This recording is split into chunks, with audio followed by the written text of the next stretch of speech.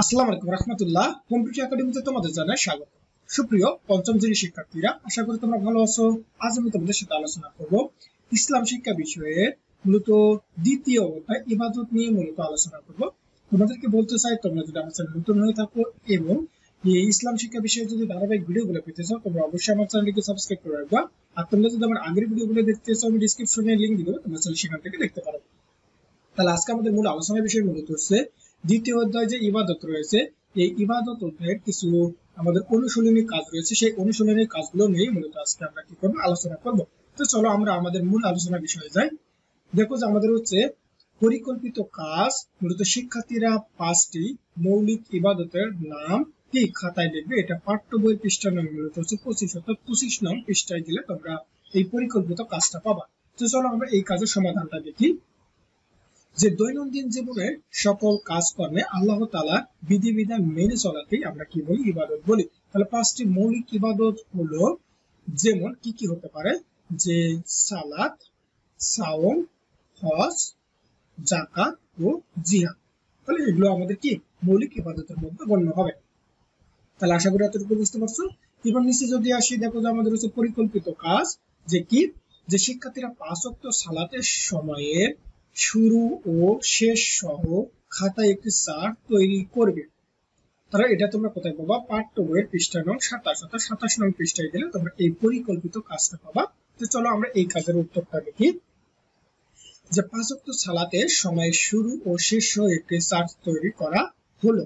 যেমন প্রথমত ফজর, তাহলে ফজর ওয়াক্ত কখন শুরু হয় আর শেষ হয়। তাহলে ফজর সালাতের সময় শুরু হয় সূর্য সাদিক হওয়ার সাথে সাথে এবং সূর্য উদয়ের পূর্ব পর্যন্ত এটি মূলত কি সময় থাকে। তারপর তুমি জোহরের কথা চিন্তা করো, যে দুপুরে সূর্য পশ্চিম আকাশে হেলে পড়লেই জোহরের রক্ত শুরু হয়। আর ছায়া আসলেই বাদে কোনো বস্তুর ছায়াটি দ্বিগুণ হওয়া পর্যন্ত এর সময় থাকে, অর্থাৎ কোনো বস্তু যদি ছায়া দ্বিগুণ হওয়া পর্যন্ত এর সময় থাকবে, তার থেকে বেশি হয়ে গেলে জোহরের সালাতের সময় শেষ। তারপর হচ্ছে কি আসর, যে জোহরের সময় শেষ হলে আসরের সময় শুরু হয়। সূর্যাস্তের পূর্ব পর্যন্ত বিদ্যমান থাকে, তবে সূর্যের রং হলুদ হওয়ার আগেই আসর কি আদায় করতে হয়।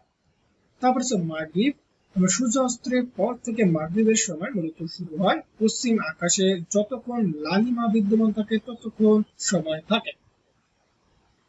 তারপর ঈশা, যে মাগরিবের সময় শেষ হলে ঈশার সালাতের ওয়াক্ত শুরু হয় এবং সূর্য সাদিকের পূর্ব পর্যন্ত মূলত এই ঈশার সালাতের কি সময় থাকে। তাহলে আশা করি এতটুকু বুঝতে পারছো। এইবার যদি আমরা নিচের দিকে আসি, দেখো যে পরিকল্পিত কাজ কি, যে কোন ওয়াক্তে কত রাকাত ফরজ, ওয়াজিব ও সুন্নত আছে, শিক্ষার্থীরা তার একটি তালিকা তৈরি করবে। তোমরা এই কাজটা পাবা পাঠ্য বইয়ের পৃষ্ঠা নং 27, 27 নং পৃষ্ঠায় গেলে মূলত তোমরা এই পরিকল্পিত কাজটা পাবা। তো চলো আমরা এই কাজের সমাধানটা এখন দেখবো।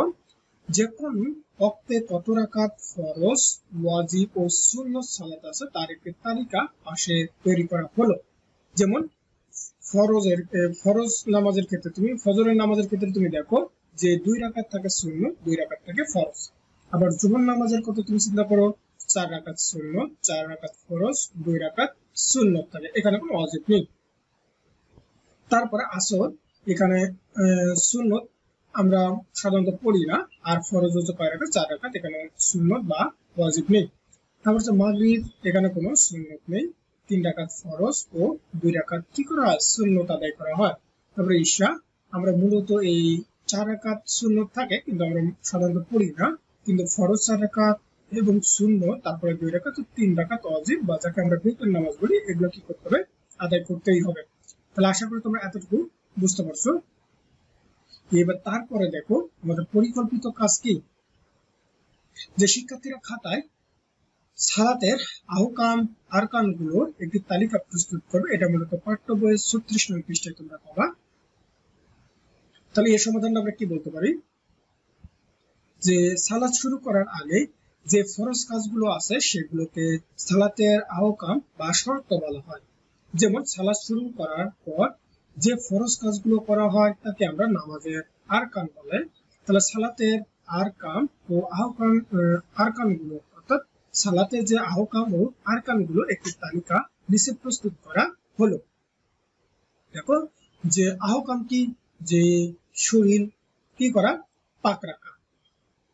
তারপর হচ্ছে কি পরিধেয় কাপড় পাক হওয়া, তারপর হচ্ছে নামাজের স্থান পাক হওয়া, তারপরে পুরুষ ও নারীর নির্ধারিত নিয়মে পোশাক পরিধান করা, কিবলামুখী হয়ে নামাজ পড়া, নামাজের নির্ধারিত সময় হওয়া ও নামাজের কি করা, নিয়ত করা। এগুলো মূলত হচ্ছে কার মধ্যে, আহকামের মধ্যে। তাহলে আরকানের মধ্যে কি, এই যে তাকবীর তাহরিমা বা আল্লাহ আকবার বলে নামাজ শুরু করা, শারীরিক সমস্যা না থাকলে দাঁড়িয়ে নামাজ পড়া, কোরআন শরীফের কিছু অংশ তেলাওয়াত করা, রুকু করা, তারপর হচ্ছে সিজদাহ করা, শেষ বৈঠকে বসা এবং সালাম ফেরানো ইত্যাদি। মূলত এগুলো কার মধ্যে অন্তর্ভুক্ত, এগুলো হচ্ছে আরকানের মধ্যে অন্তর্ভুক্ত। তাহলে আশা করি তোমরা এতটুকু বুঝতে পারছো।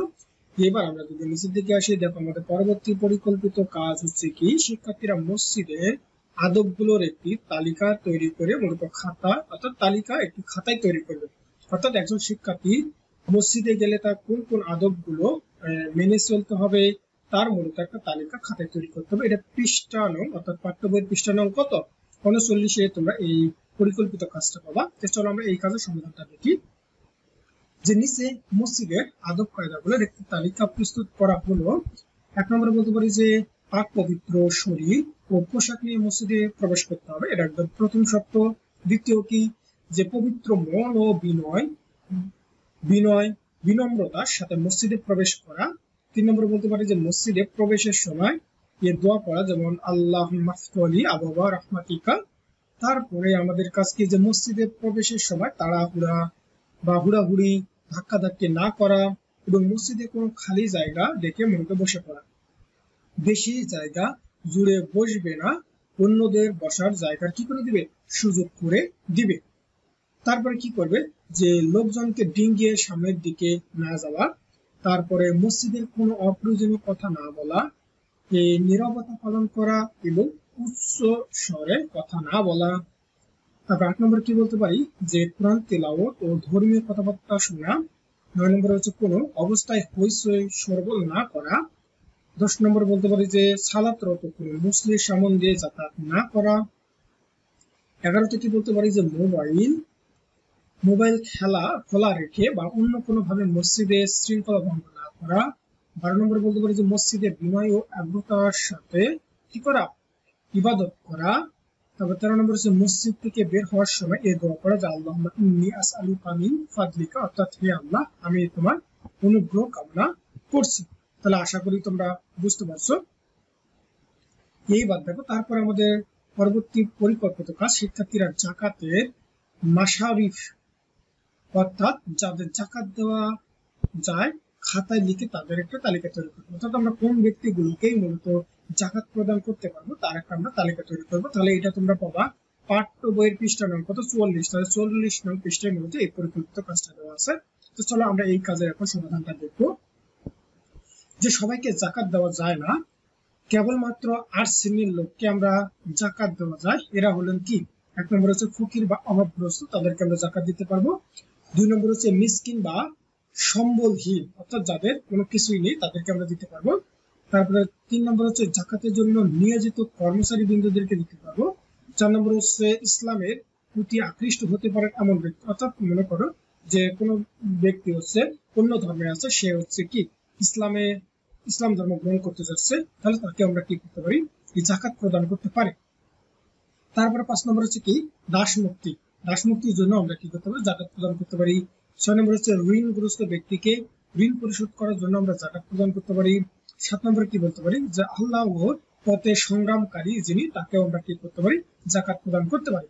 সর্বশেষ 8 নম্বর হচ্ছে কি অসহায় প্রতিজ্ঞের জন্য আমরা কি করতে পারি, যাকাত প্রদান করতে পারি। তারপরে দেখো আমাদের পরবর্তী পরিকল্পিত কাজ হচ্ছে শিক্ষার্থীরা মসজিদে প্রবেশের ও বের হওয়ার দোয়া মূলত খাতায় আরবি ও বাংলায় লিখবে। তোমরা এটা পাবা পাঠ্য বইয়ের পৃষ্ঠা নং কত, 53 নং পৃষ্ঠার মধ্যে এই পরিকল্পিত কাজটা পাবা। তো চলো আমরা এই কাজের সমাধানটা দেখি। যে মসজিদে প্রবেশের সময় এই দোয়া করতে হয়, যেমন আল্লাহুম্মা ফতলি আবওয়াবা রাহমাতিকা। আবার একইভাবে মসজিদ থেকে বের হওয়ার সময় এই দোয়া করতে হবে, কোন দোয়া, যে আল্লাহুম্মা ইন্নী আসআলুকা মিন ফাদলিকা। তাহলে আশা করি তোমরা এতটুকু বুঝতে পারছো। তাহলে আমরা দেখলাম যে আসলে এই দ্বিতীয় অধ্যায়ে যে আমাদের কিছু কি পাঠ পরিকল্পনা ছিল বা কিছু অনুশীলনী কাজ দেওয়া ছিল, সেই কাজের আমরা সমাধানগুলো দেখলাম। তাহলে আমি পরবর্তী ভিডিওতে মূলত এই অধ্যায়েরই কিছু অনুশীলনী প্রশ্ন রয়েছে, যেমন এখানে দেখো যে বহু নির্বাচনী প্রশ্ন রয়েছে। তারপরে আমরা যদি নিচের দিকে আসি, তাহলে নিচের দিকে আসলে দেখবো এখানে শূন্য স্থান পূরণ রয়েছে। তারপরে এই যে বাম থেকে ডান দিকে মিলকরণ রয়েছে। তারপরে কিছু সংক্ষিপ্ত প্রশ্ন রয়েছে এবং কিছু বর্ণনামূলক প্রশ্ন রয়েছে। আমি সেগুলো নিয়ে মূলত পরবর্তী ভিডিওতে আলোচনা করব। তাহলে তোমরা সকলে ভালো থাকবা, সুস্থ থাকবা। আল্লাহ হাফেজ।